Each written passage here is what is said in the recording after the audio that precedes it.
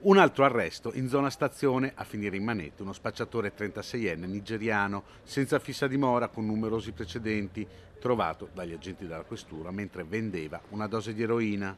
I poliziotti della squadra mobile avevano notato l'uomo che si muoveva tra via Tommaseo e piazza De Gasperi, apparentemente senza un motivo. L'uomo è stato seguito dagli agenti fino a quando non si è fermato vicino ad un giovane con cui si scambiava una banconota da 10 euro. Il 36enne estraeva qualcosa dalla bocca e la passava al ragazzo per poi allontanarsi velocemente. I poliziotti sono riusciti a fermarli immediatamente, accertando che l'ovulo scambiato conteneva una dose di eroina.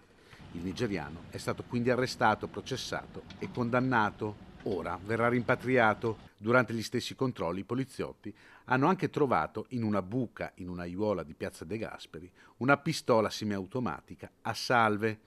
Gli agenti hanno notato che alcune pietre coprivano in maniera anomala la buca.